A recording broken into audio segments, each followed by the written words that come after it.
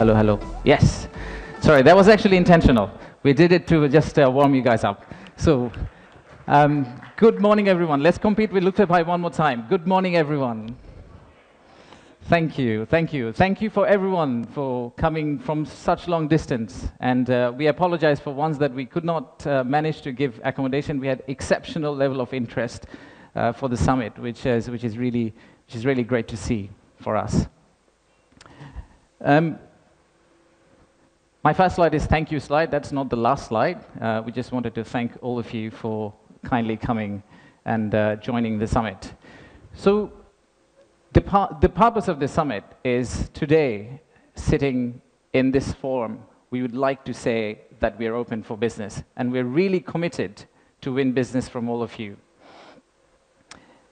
And to do that, we have already thrown 𝗥𝗶𝗵𝘃𝗀𝘁 at you, not literally, but verbally. We'll also throw a Nobel Prize winner at you. We'll do anything to make sure that we win business from you. But first, I would like to take you to future. Let's think about a movie, Back to the Future. Let's go into that set and imagine that we are in 2035. In 2035, how would Bangladesh look like? You'll all be here again. My successor is going to be here presenting. That will be the 10th investment conference for us. And in that conference, we will not be talking about a rising economy, but we'll be talking about a regional manufacturing powerhouse. A country that's connecting east to the west, a bridge that connects Himalayas to Bay of Bengal, a manufacturing hub that is infested by global investors and local investors who are now exporting to the rest of the world.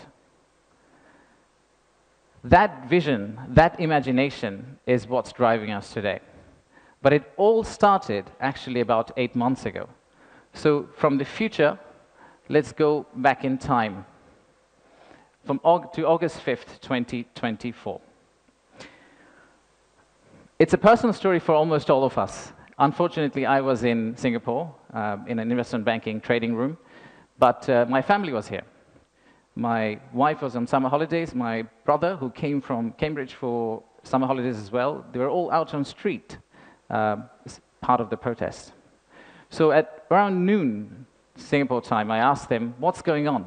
What's happening in Dhaka? So what they did was they were part of a crowd. They looked forward. They took a selfie.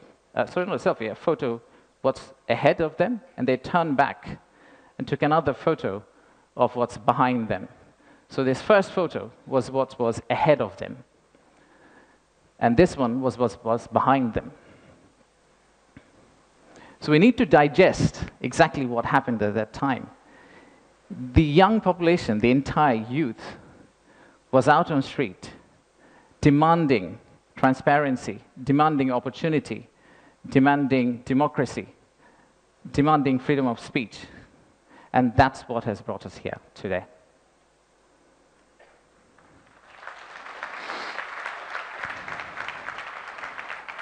So today, the expectations are very high. The young population of our country, they're global. Unlike us, they're used to tweeting, they're used to looking at TikTok and looking at Singapore and Bangkok, so they don't want Dhaka to be Dhaka 2.0. They actually want Dhaka to become Singapore and Bangkok in 5–10 years' time. So how do we get there? That's the expectation we have. How do we get to Singapore and Bangkok within 5–10 years? How do we unlock the energy that we got during the August Revolution? How do we harness that energy and convert it into employment generation and industrialization? The story for Bangladesh was always there. A lot of you already know about it. We have 180 million domestic market.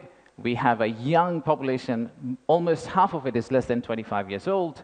The middle and affluent class is about 35 million people, which is as big as the Malaysian total population. We have many, many other factors that has led to where we are today. And actually, I must say that there are companies who have been here for more than 100 years and have made exceptional returns compared to the global markets.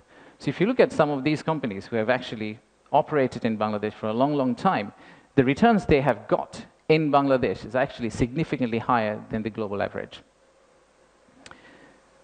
And today, we also have a fantastic news that one of our own startups called 𝗏𝗶𝗵𝗃𝗏, the news came out about an hour ago in Bloomberg that the Saudi sovereign PIF, their investment arm called 𝗧𝗲𝗹𝗶𝘀𝗀𝗶 Investments, they have actually co-led a round of $110 million along with Peter Thiel's Valor Ventures to invest in one of our own startup to go global. So let's give a big round of applause to 𝗏𝗶𝗵𝗃𝗏.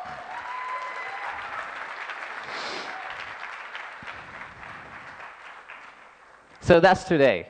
That's today. So what's tomorrow? How do we go from here to the vision we had for 2035? So this $180 million story, or 180 million people story, is not enough. I think we need to redefine market. We believe the market is actually much larger. When we talk about market, we should be talking about a much larger regional market which you could potentially serve out of Bangladesh. You set up your factory here, you export out to all these markets. At the same time, I would expect these markets to set up their factories and push it back to Bangladesh. Use the ports of Bangladesh and potentially export out to the rest of the world. So the narrative that we've had of why invest in Bangladesh is not really a domestic market 180 million story. It is a regional story and it's a global story. To further strengthen ourselves, we have decided to enhance our port capacity. In Chittagong area, what you see now, we are actually tripling that within the next few years, which is essentially allow this region to consider Bangladesh as one of the biggest logistical hubs. However, that's not all. We need to do a lot more. So at the beginning of interim government's period, we actually decided to talk to more than 200 CEOs and entrepreneurs who actually are doing business in Bangladesh today. And we wanted to understand how can we convert our critics into our ambassadors. They are the only ones who could potentially bring business for us. They are the only ones who, if they travel abroad and say Bangladesh is a great place for business, that's when we are likely to get more investment. So we divided all their complaints into two groups, or the solutions that came out of their complaints. The list of challenges are very long. It's from the earth to the moon and back. But we whittled it down to a few action items, some of which are short-term wins, so some of that you see here, some of which are actually long-term policy reforms that we would like to also undertake and set the direction of travel for the country in the right course so that the incoming government, the next government, the political parties who come and start driving this economy, they can follow the same script for us. I'll give you a few examples. Let's start with, we talked about a true one-stop service. There are two elements of one-stop service. The first one is the human element, and then there is the digital element. In the human element piece, what we have decided to do is we are going to co-locate the primary agencies, the high touchpoint agencies for our investors in one location. So that instead of the investors walking around different ministries, and we have a lot of them in Bangladesh, they all come to one office and they end up meeting everyone. We've also decided, like banks, and I am from banking, I guess that helped, that we are going to set up a relationship management team under 𝗏𝗲𝗏. What it would essentially do is, just like a corporate banking, relationship banking manager, he would hold hand of the investor and walk them around the landing process. Let's take another example. Our friends in National Board of Revenue helped us set up the authorized economic operator. It's essentially the green channel, or widely known as the green channel setup, where if you're a good customer, you are able to circumvent some of the custom checks and fast-track your process through the ports. That has been picked up as one of the biggest challenges that we have, the time it takes to go from your factory all the way to your customer. And finally, let me show you one more example of policy change. So as you all know, there are many government agencies. We also know there's private sector. The dialogue between private sector and government agencies has not necessarily always been the most collegial. So how do we break that apart? The first thing we need to do is to club the government agency into one. We need to show one face. We need to be one outfit for our customers, our investors, and then create a bridge between our private sector and the government of Bangladesh. So what we are planning to do is to set up a private sector advisory council that will actually counsel the head of state directly on a regular basis, essentially voicing the changes that they would want to drive the economy forward. So these are some of the examples of what we are planning to do. And if we are able to do that, we do believe that we will get to the end, the vision we have for 2035. Now, of course, there are many, many other factual reasons, statistics, tables, Excel files that I can share with you to tell you why you should invest in Bangladesh.